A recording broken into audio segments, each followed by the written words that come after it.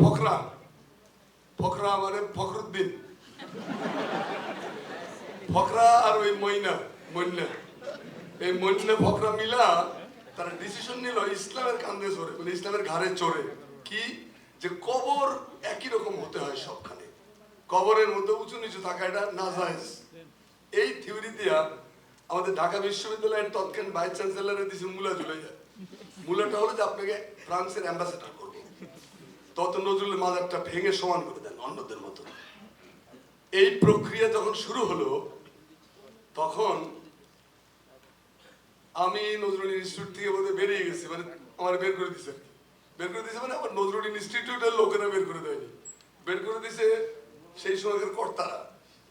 চললাম, তো আমি এসে দেখি নজরুল মাজার ভাঙার জন্য বুলডোজার টুলডোজার নিয়ে আসছে এবং উপরেরটা ভেঙে ফেলেছে। আপনারা দেখবেন এখন নজরুলের মাজারে গেলে যে উপরের একটা অংশ সাদা, এটা কিন্তু আগে লালই ছিল, কিন্তু সাদা করা হলো কেন? ওইটা ভাঙা হয়েছিল, ওইটা জোড়া দিয়ে কোন রকম করে একটা জোড়া তালি দিয়ে দাঁড় করিয়েছে।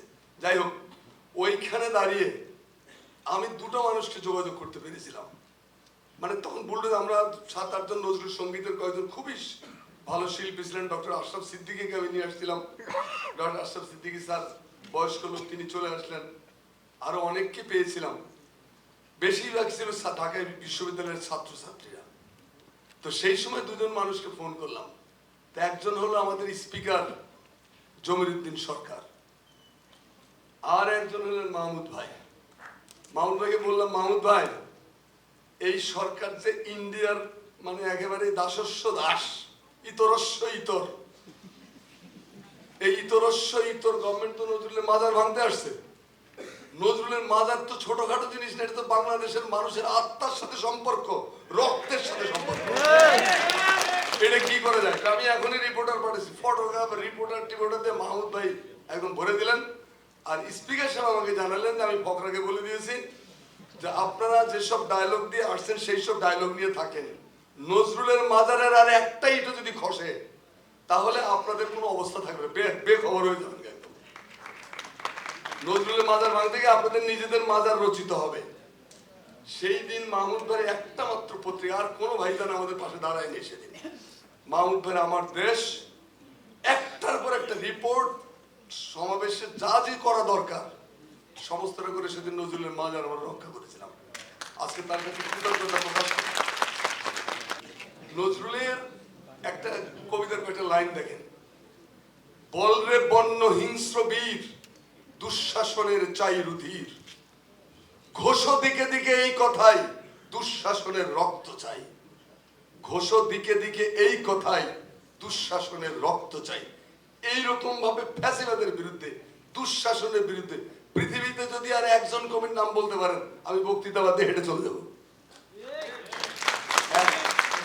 এইখান থেকে তো আমাদের সন্তানরা, আমাদের ছেলে মেয়েরা অনুপ্রেরণা পেয়েছে। নজরুল তো অফুরন্ত অনুপ্রেরণার ফোয়ারা, অফুরন্ত প্রাণ প্রাচুর্য ভরা এক বিশ্ববিখ্যাময়, দৈশিক হয়েও যিনি বৈশ্বিক বিশ্ব মানবতার মহান কণ্ঠ, সেই নজরুল। তো তার জন্য কথা বলতে গেলে খুব আবেগ ফিল করি, কারণ নজরুলের জন্য বাংলাদেশ, বাংলাদেশের জন্য নজরুল, এর মধ্যে কোনো ভুল নেই।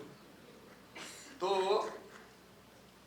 বিপ্লব হয়েছে, এই বিপ্লবের শহীদদের স্মৃতির প্রতি গভীর গভীর শ্রদ্ধা পেশ করছি। এই বিপ্লবের সাহিত্যিক, শৈল্পিক এবং আপনার নান্দনিক কণ্ঠরেখার কাজী নজরুল ইসলাম। এখন কাজী নজরুল ইসলাম যদি এই বিপ্লব থেকে সরিয়ে দেন, যে তাকে আলাদা করলাম, তাহলে কি দাঁড়াবে? বিপ্লবটা থাকবে কিন্তু তার ভাষাটা হারিয়ে যাবে। বেঁচে থাকার জন্য আমরা একটা কথা বলি যে বেঁচে থাকার জন্য কি কি প্রয়োজন? আলো, বাতাস, খাদ্য, পানি, চারটে বেসিক জিনিস। একটা জাতিকে বেঁচে থাকার জন্য এই চারটে জিনিস লাগে। এই চারটে জিনিস বাংলা সাহিত্যে একমাত্র একমাত্র একমাত্র কাজী নজরুল ইসলামের মধ্যে সামগ্রিকভাবে পাওয়া যায়। কারণ বাংলাদেশের মানুষ, বাংলাদেশের স্বাধীনতা, বাংলাদেশের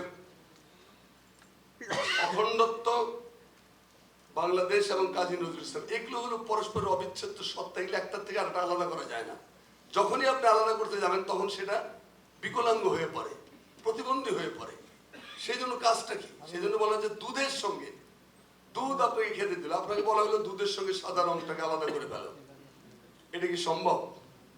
হয়তো এখনকার বৈজ্ঞানিক ভাইয়েরা বলবেন না সম্ভব, করে টুরে দেখালো, বাট তাইলে কি সেটা তখন আর দুধ থাকে? দুধ থাকে না। আপনার পানির থেকে H2O, এর থেকে অক্সিজেনের একটা অণু সরিয়ে দিলেন, এটা তো পানি থাকলো না।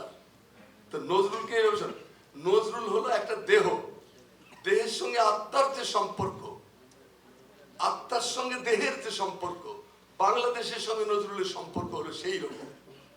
একটাকে আলাদা করে তাহলে দুটোই অর্থহীন হয়ে পড়ে।